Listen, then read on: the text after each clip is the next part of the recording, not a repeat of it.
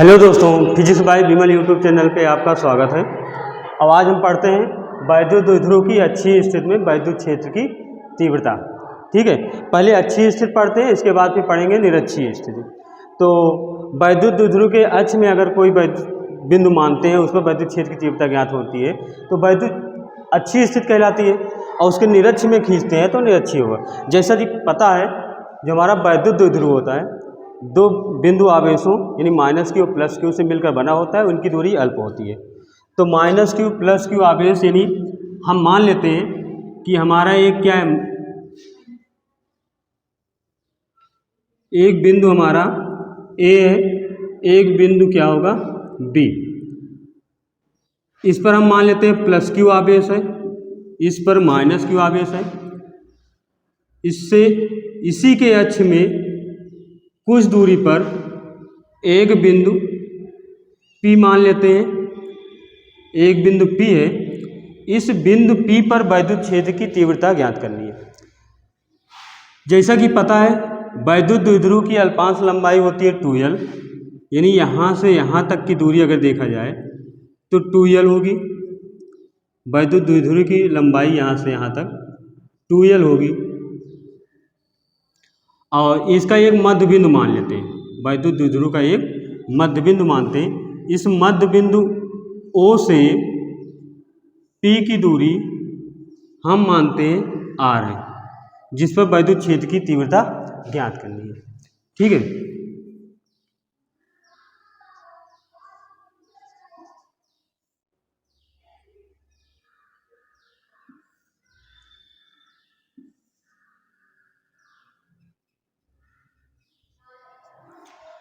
Plus Q आवेश से जो हमारा बिंदु P है ना, ये हम मानते हैं कोई यहाँ पे आवेश है जिसको हम लाते हैं और वहाँ पे मानते हैं आवेश।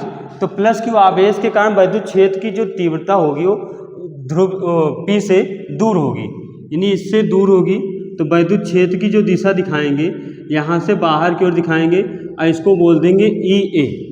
और ये माइनस क्यू है, ये धन परीक्षण आवेश अगर P पे है तो इसकी ओर आकर्षित होगा, और आकर्षित होगा तो इसका हम दिखा देंगे EV, यानी वो EA हो गया, ये EV होगा। हम ये भी लिख सकते हैं E plus Q, E minus Q भी लिख सकते हैं। ठीक है, तो इस बिंदु P से एक दिशा इसकी यहाँ से यहाँ तक हो जाएगी।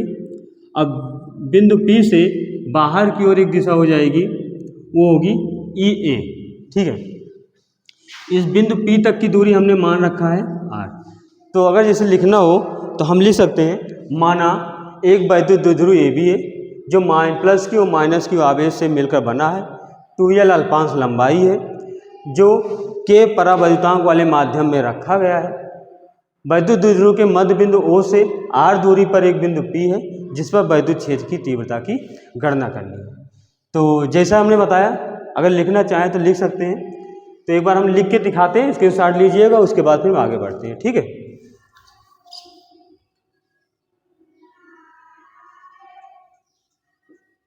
माना AB एक वैद्युत द्विध्रुव है जो प्लस क्यू तथा माइनस क्यू आवेश से मिलकर बना है।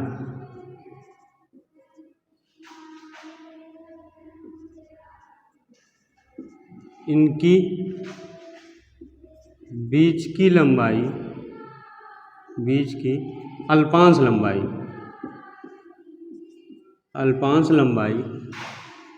2l है, जो के परावैद्युतांक वाले माध्यम में रखा है। माना एक वैद्युत द्विध्रुव है जो प्लस क्यू तथा माइनस क्यू आवेश से मिलकर बना हुआ है। इनके बीच अल्पांश लंबाई 2l है, जो के परावैद्युतांक वाले माध्यम में रखा है। माना, फिर से मान सकते हैं, माना वैद्युत द्विध्रुव के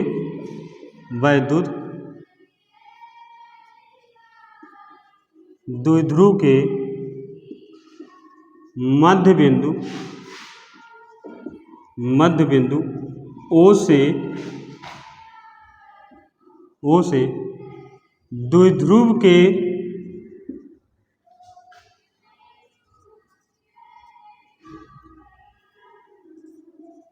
अक्षीय रेखा में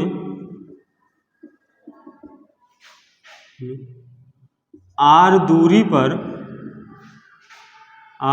पर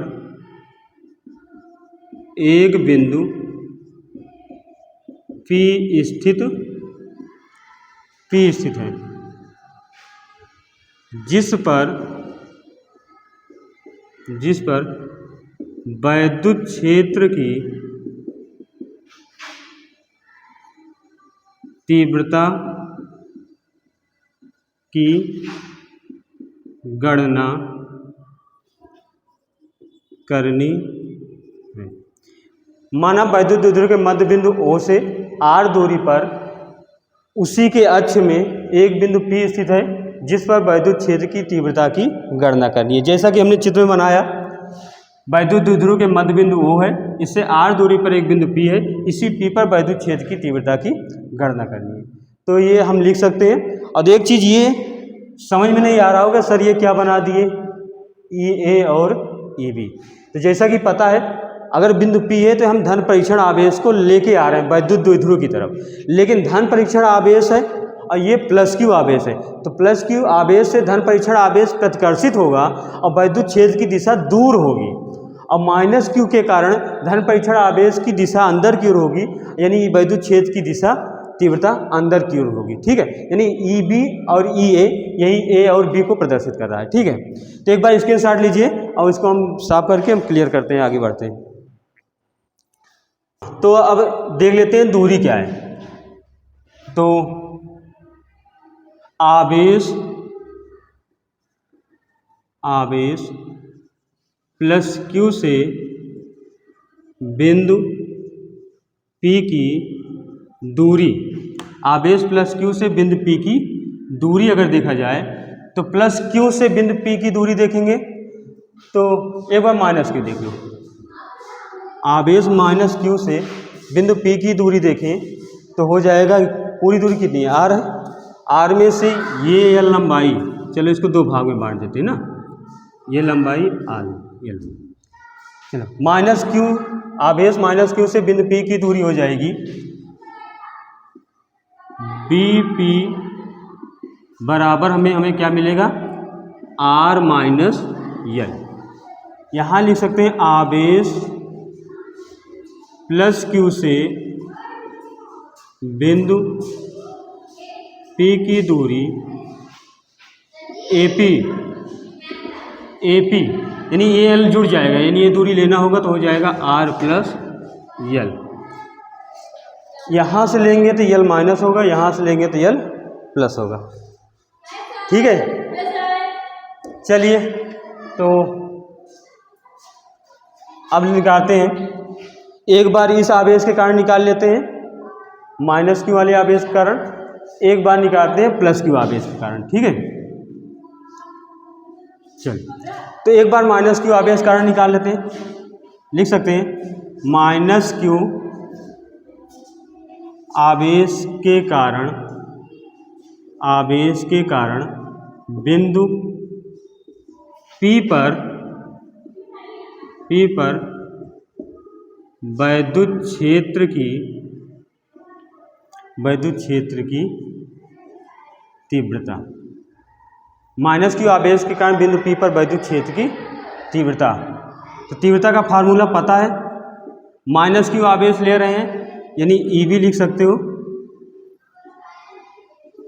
EB बराबर 1/4 पाई एप्सिलॉन नॉट के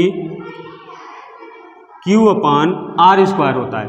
तो माइनस Q आवेश से जो दूरी दे रखा है BP, R² यानी ये हो जाएगा बी और पी की दूरी, बी पी का स्क्वायर, यानी ई बी बराबर लिख सकते हैं 1/4π के Q upon R minus L का होल स्क्वायर। समीकरण हमारा 1 बनेगा। चला है। अगला लेते हैं प्लस क्यू आवेश के कारण, प्लस क्यू आवेश के कारण बिंदु P पर वैद्युत क्षेत्र की तीव्रता। ठीक है, तो प्लस क्यू आवेश कारण ले रहे हैं तो क्या होगा, प्लस क्यू आवेश है तो ई ए लेंगे, ई ए बराबर 1/4π के क्यू अपान, अच्छा इनके बीच की दूरी क्या हो जाएगी, तो ए से और पी की दूरी लिखेंगे तो ए पी का वर्ग कर देंगे।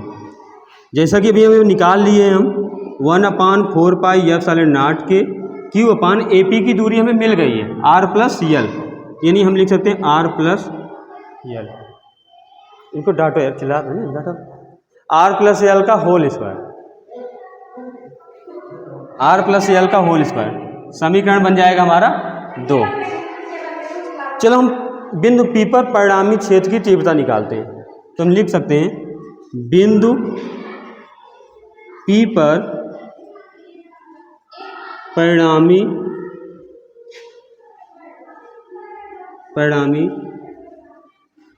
वैद्युत क्षेत्र की तीव्रता, क्योंकि हमें तो परिणामी चाहिए, यानी परिणामी तीव्रता तो बिंदु P पर ही निकलेगी, तो हमें बिंदु P पर परिणामी क्षेत्र की तीव्रता निकालते हैं तो E बराबर लिख सकते हैं ई पी बराबर, अब देखो हम किसमें से किसको माइनस करें, क्योंकि अगर एक सदिश वेक्टर इधर है एक सदिश वेक्टर इधर है जिसका परिमाण निकालना परिणाम, तो हमें क्या करना पड़ेगा, एक को माइनस करना पड़ेगा। तो जैसा कि हमें पता है कि एक की दूरी r माइनस एल है, एक की दूरी r प्लस एल है, यानी एक में r माइनस एल आया एक में r प्लस एल आया है, बड़े से छोटे को घटाना है। हम समझ सकते हैं 1/2 लिखा हो 1/4 लिखा हो, तो 2 से अगर 1 में भाग करेंगे तो 0.5 आएगा, 4 से 1 में भाग करेंगे 0.2 आएगा। ठीक है, तो 0.2 छोटा हो जाएगा अपना, 0.5 बड़ा होगा, इसका मतलब ये वाला हमारा क्या होगा, माइनस वाला बड़ा होगा। अब चलो मान रख देते हैं इस पर कि ई पी बराबर, ई वी का मान कितना दे रखा है 1/4π के, नीचे वाला आ रहा है, नीचे का आ रहा है, दिख रहा है ना, माइनस ई ए का हो रहा है, ई बी का मान कितना है Q upon R minus L का होल स्क्वायर, ई ए का मान होगा 1/4π के Q upon R plus L का होल स्क्वायर। ठीक है, तो चलो यहाँ से देखते हैं ई पी बराबर, जो परिणामी तीव्रता आएगी ई पी बराबर क्यू अपान 4π के को कॉमन कर लेंगे, ऊपर बचेगा हमारा 1 आर माइनस एल का whole square, R minus L का whole square minus 1/r plus L का होल स्क्वायर। ठीक है, फिर ई पी बराबर मिलेगा क्यू अपान 4π के, इधर क्रॉसिंग में गुणा करेंगे तो r प्लस एल का होल स्क्वायर आ जाएगा, ये क्रॉसिंग में गुणा जाएगा तो r माइनस एल का होल स्क्वायर हो जाएगा। अब बटे में पता है एक ब्रैकेट में a माइनस बी एक ब्रैकेट में a प्लस बी, यानी होता है a square minus B square है, तो लिख सकते हैं a square minus B square, अब ब्रैकेट के बाहर भी स्क्वायर लगा तो स्क्वायर हम लगा देंगे। ठीक है, आगे बढ़ते हैं तो ई पी बराबर क्यू अपान 4π के a प्लस बी का होल स्क्वायर फार्मूला पता होगा, a square plus B square plus 2rl minus इसका होता है a square plus B square minus 2rl। अब बटे में जैसा लिखा है वैसे हम उतार देंगे। आगे बढ़ते हैं ई पी बराबर क्यू अपान 4π के ब्रैकेट खुलेगा तो R square plus L square plus 2RL minus R square plus minus minus L square minus minus plus 2RL बटे में मिलेगा आर स्क्वायर माइनस एल का स्क्वायर, ये ब्रैकेट। ठीक है, देखो ये प्लस आर स्क्वायर है, माइनस कट जाएंगे, प्लस का एल माइनस का एल कटेगा, यानी हमें मिलेगा ई पी बराबर क्यू अपान 4π/0 के 2RL, यानी हमें मिल जाएगा यहाँ 4RL बटे आर स्क्वायर माइनस एल का स्क्वायर, आर माइनस एल का स्क्वायर, ये ब्रैकेट के अंदर मिलेगा। अब क्या है इसका होल स्क्वायर। ठीक है, तो यहाँ तक तो अपना ही आया। अब आगे एक और देखते हैं, अगर तो यदि ये अल्पांश लंबाई है, यदि यल हो और वो आर की तुलना में क्या हो, छोटा हो, तब यल स्क्वायर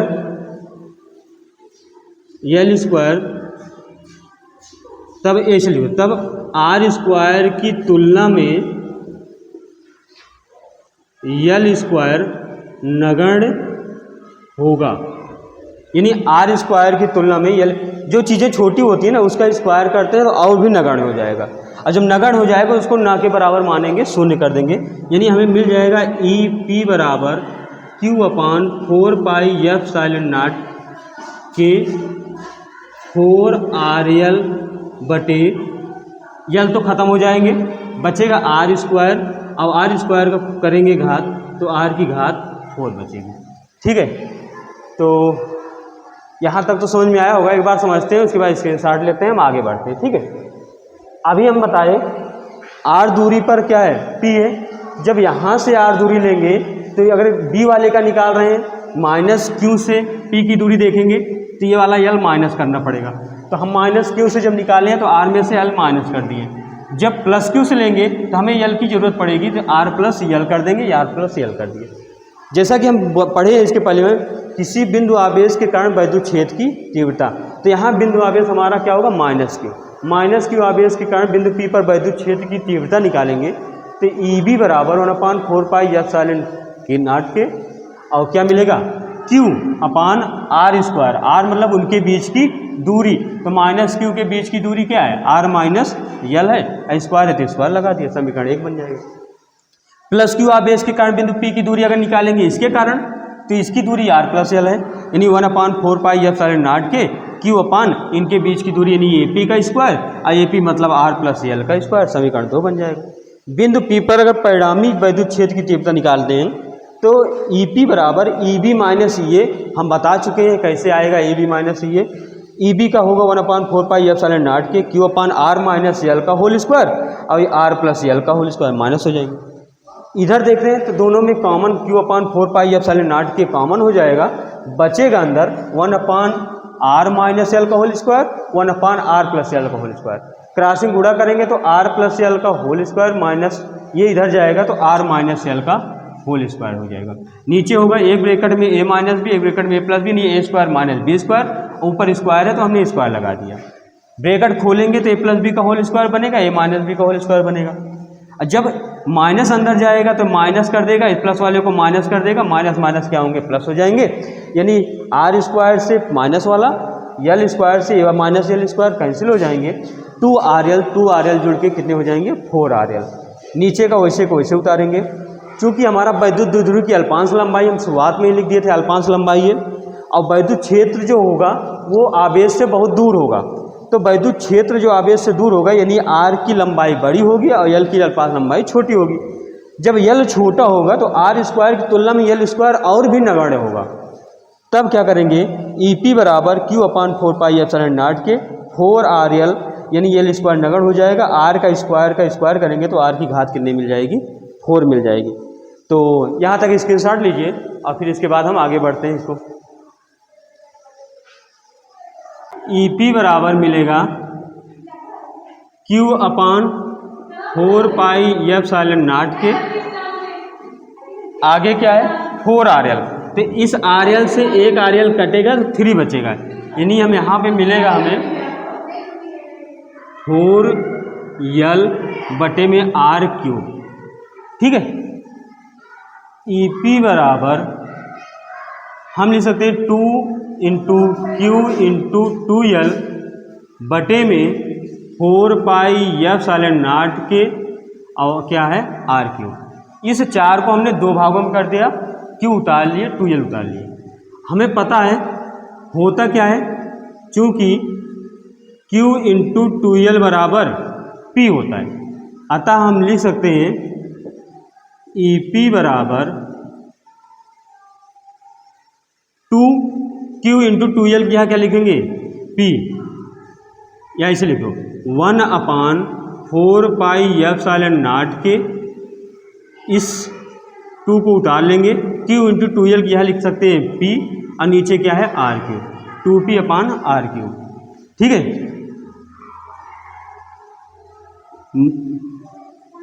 या लिख सकते हैं इसे निर्वात के लिए k बराबर 1 रखने पर, तो ई पी बराबर हो जाएगा 1/4 pi epsilon not 2p/r cube, यानी हमारी वैद्युत क्षेत्र की तीव्रता आ जाएगी ई। अब पी लिखना या नहीं लिखना, ई बराबर लिख सकते हो, ई बराबर 1/4 pi epsilon not 2p/r cube. तो ये था अपना डेरिवेशन अच्छी स्थिति में, इसके बाद पढ़ेंगे निरक्षीय स्थिति में। तो जहाँ पे ना समझ आए एक बार कमेंट करिएगा, और समझ में आया हो तो एक बार लाइक सब्सक्राइब और अपने दोस्तों को शेयर करिएगा। ठीक है।